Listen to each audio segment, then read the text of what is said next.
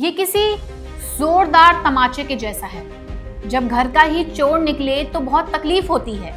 ये विश्व गुरु कहना बंद करो। पहले अपनी शिक्षा और कानून व्यवस्था को दुरुस्त करो।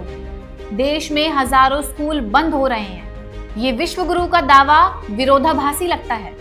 ये बेहद तल्ख, बेबाक और सोचने पर मजबूर कर देने वाले शब्द किसी विपक्षी नेता के नहीं, बल्कि देश की सबसे प्रतिष्ठित राष्ट्रीय पुरस्कार विजेता और पद्मश्री सम्मानित महान भक्ति गायिका अनुराधा पौडवाल के हैं। हाल ही में शुभांकर मिश्रा के पॉडकास्ट में अयोध्या के भव्य राम मंदिर में सामने आए कथित चोरी और चढ़ावे में हेराफेरी के विवाद पर अनुराधा जी का गुस्सा इस कदर फूटा है कि उन्होंने सीधे प्रधानमंत्री मोदी और सरकार के दावों, देश की लचर शिक्षा प्रणाली और कमजोर कानून व्यवस्था को ही कटघरे में खड़ा कर दिया। पॉडकास्ट में बेबाकी से अपनी बात रखते हुए उन्होंने कहा कि जिस राम मंदिर के लिए पूरे हिंदुस्तान ने 500 वर्षों का इंतजार किया था, जो करोड़ों सनातनियों की अगाध श्रद्धा का केंद्र है, वहां ऐसी घपलेबाजी की खबर सुनना किसी के लिए भी निशब्द और स्तब्ध कर देने वाला है। लेकिन आखिर अनुराधा ने ऐसा क्यों कहा, आइए जानते हैं। नमस्कार, मैं हूं झांसी और आप देख रहे हैं डायनामाइट न्यूज।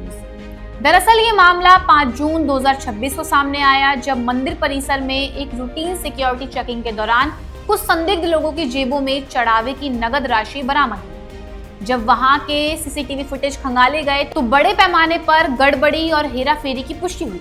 इस गंभीर घपलेबाजी ने पूरे देश में एक बड़ा सवाल खड़ा कर दिया। मामले की संवेदनशीलता को देखते हुए इसकी जांच विशेष जांच दल यानी एसआईटी को सौंपी गई और पुलिस अब तक इस मामले में 8 आरोपियों को गिरफ्तार भी कर चुकी है। इसी मामले पर अनुराधा का गुस्सा कैमरे के सामने फूट गया।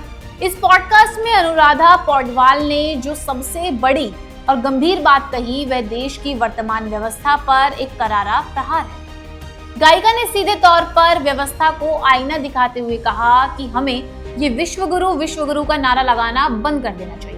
हम तो इस मंदिर को भारत के विश्व गुरु बनाने की राह से जोड़कर देख रहे थे कि राम मंदिर बन गया है तो अब हमें विश्व गुरु होने से कोई नहीं रोक सकता। लेकिन जब ऐसी शर्मनाक घटना होती है तो हकीकत सामने आ जाती है। अनुराधा जी ने कड़े शब्दों में देश की शिक्षा प्रणाली और कानून व्यवस्था पर गंभीर सवाल खड़े किए। उन्होंने कहा कि हमारी शिक्षा और नैतिक संस्कार कहाँ है कि आस्था के केंद्र में भी लोग चोरी कर रहे हैं। हमारी कानून व्यवस्था का डर कहाँ गायब हो गया है। सबसे ज्यादा तकलीफ इस बात की है कि चोरी करने वाले कोई बाहरी नहीं बल्कि घर के ही लोग हैं, जिन्होंने मंदिर को भक्ति की नहीं बल्कि केवल पैसा बनाने का जरिया समझ लिया।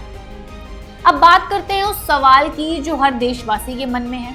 आखिर मंदिर में कुल कितने रुपए की चोरी और सुप्रीम कोर्ट में चल रही कार्रवाई में अब तक क्या अपडेट है। वर्तमान में एसआईटी इस पूरे मामले के वित्तीय पहलुओं और गबन की गई कुल राशि की गहराई से जांच कर रही है, जिसकी सटीक जानकारी जांच पूरी होने के बाद और चार्जशीट दाखिल होने के बाद ही सामने आ पाएगी। अनुमान है कि लगभग इसमें 50 करोड़ से अधिक राशि का झोल किया गया है। इसी तरह सुप्रीम कोर्ट में चल रही सुनवाई और उसके विस्तृत न्यायिक आदेशों और निर्देशों के प्रमाणित दस्तावेज जैसे ही कानूनी तौर पर पूरी तरह सार्वजनिक और सत्यापित होंगे, हम पूरी सटीकता के साथ उन अदालती निर्णयों को आपके सामने रखेंगे।